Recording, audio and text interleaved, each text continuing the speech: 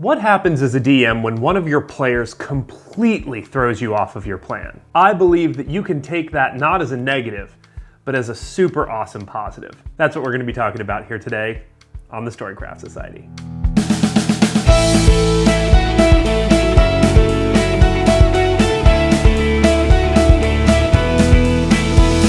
Welcome back to the channel, everybody. My name is Garmin. This, of course, is the Storycraft Society, and over the last few months, I've been running my friends through a D&D game based in the Feywild. Now, this game is based mostly around Wrath of the River King by Kobold Press. I'm super into this game, and something happened a few weeks ago that really got my mind running, and I came to a pretty large revelation about DMing. It got me really excited, and hopefully it gets you excited as well. So a little bit of backstory first, and then we'll get to the juice of what I got out of the situation. My party consists of a Firbolg druid named Grief, a half-elf fighter named Ragnar, a wood-elf ancients paladin named Erevan Yeldrin IV, and the last party member, and also the star of this YouTube video, is the Kobold grave cleric named Malash. Whoop, almost forgot. My Firbolg druid has a little companion named Quick.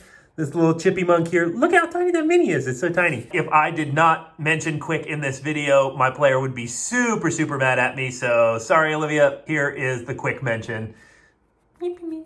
Through their adventures through the Feywild, a Fey noble basically tasked the party in killing a green dragon that had been making a whole bunch of nuisance in the Summerlands. So obviously the players went off, they slayed the dragon, they came back triumphant, and as they did, the Birch Queen, which is like the leader of this particular area, decided to hold a dinner in their honor to celebrate the deed of this dragon being slain. When I planned this session, the entire point of it was for it to just be them rubbing shoulders with Fey nobles, and it's a lot of haughty noble society. None of the members of my party are particularly well versed in being able to speak to the upper echelons of any society, let alone Fey society, so they were automatically in for a challenge. On purpose, I made sure to set all of my party members at different tables. This was with the intent of making them not be able to rely on the comfort of speaking to their other party members, but having to give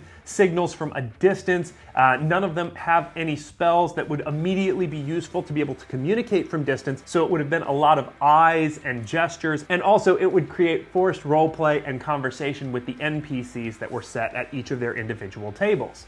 Now this is when the craziness started. The Kobold grave cleric Malash got sat at this far back table in the corner that's underneath a tree in this grove inside this big ballroom. Another thing to mention about Malash is he is being played by my youngest player at the table, and so therefore a lot of craziness will ensue with a young player. But I knew that. I planned through the dinner to give little moments of humor to kind of aid in the sometimes stale and dry conversation of the nobility. One of the NPCs that I added, and to be clear, I made like 100 NPCs. It was a huge ordeal, but one of the NPCs that I added was a goblin scraps thief named Killmob. Now, Killmob was only ever intended to pop up from behind this tree or under a table every once in a while, basically just gathering up scraps off of the floor, and that was supposed to be the entire thing. It was kind of funny. He'd pop up, he'd make a face, he'd make some little comment, and then he'd disappear. Well, guess what? Malash decided that he was going to crawl down onto the floor and join Killmob in scavenging for scraps. I in no way figured that this was going to happen, and he decided to follow him. I wasn't prepared for that at all. So then at that point, we were kind of wrapping the end of the first session in this Noble's Ball. So when I left the session that day, I had basically a decision to make. I could either try and punish him for not following the story that I wanted to go, which was this rubbing shoulders with nobility, or I could chase that thread and see what positivity or what cool things could come out of it. What things could he find that all the other players who stayed at their tables could not? And that's coming down into the core idea of what I have to say in this video. Hey everyone, I hope you're enjoying the video so far, and if you are, please consider liking, subscribing, and commenting on this video. That helps a small YouTube channel out greatly, and I would appreciate it so much. We also have merch stores. They are both linked in the description below if you'd like to help the channel out a little bit more financially. And also, if you enjoy this video, you will like a lot of the other videos we have on the channel. One of them in particular that I think is really great is a video all about how to use an alternate class to build your Dungeons & Dragons character. So for example, instead of using a paladin to make a holy knight style character, you would use either the warlock or monk class instead. It makes for some really interesting characters, and if you want to check that video out, it is linked in the description as well. So please check those out, and again, thank you so much for watching.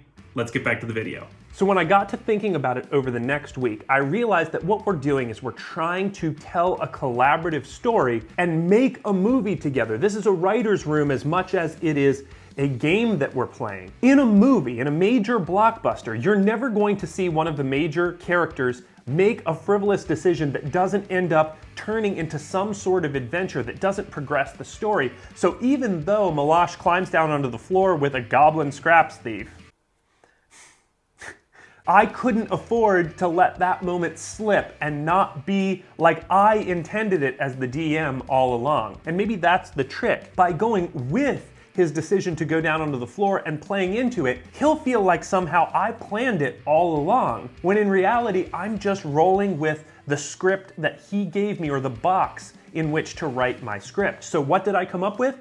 I came up with a note that he would find being passed between two of the nobles that didn't make it from noble A to noble B.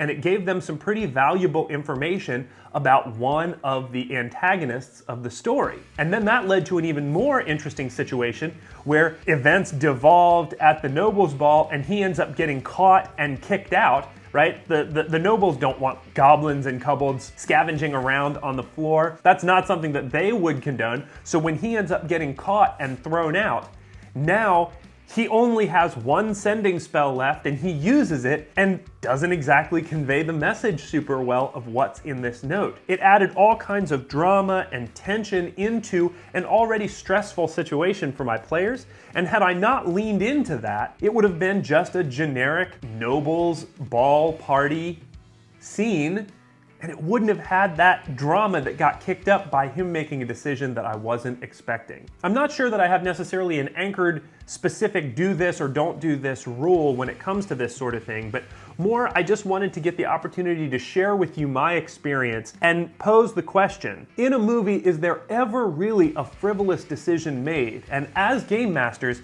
is there a way that we can take the kind of ridiculous decisions that our players make up to a certain point and reshape them in a way that progresses the story forward in a cool and engaging way? I think that we can. And I certainly did in this moment, and I feel like the story ended up working out so much better for it. The players who might have stuck around and asked more questions and tried to get more answers out of the nobility of what's going on in this particular area of the Summerlands, they rushed out of the ball to go find Malash and find out specifically what this note said. If it wouldn't have been for that, I think that the end of the party could have felt stale and like there wasn't a whole lot of drama. And to be clear, not drama that I forced upon them as the DM, but drama that they created for themselves as players. And therefore, a story that they feel more invested and engaged in, not being pushed through. So hopefully that gave you something to think about, and hopefully my experience is something that at least made you smile, and if it didn't, maybe it made you think. But that's what I've got for this week. If you enjoyed this video, definitely leave me a like down below. Leave me a comment of what you think. Is there a trick that you use when your players just kind of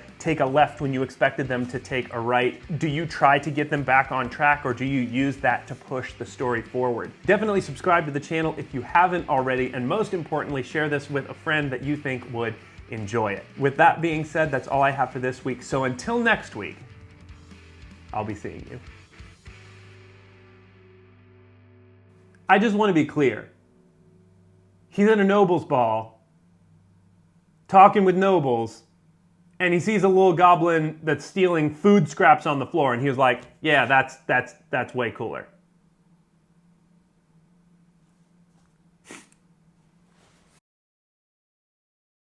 And the last, and also the star of is the grave cleric, is the cobbled grave cleric. And the last part, and the last adventurer and the star of this YouTube video is the cobbled grave cleric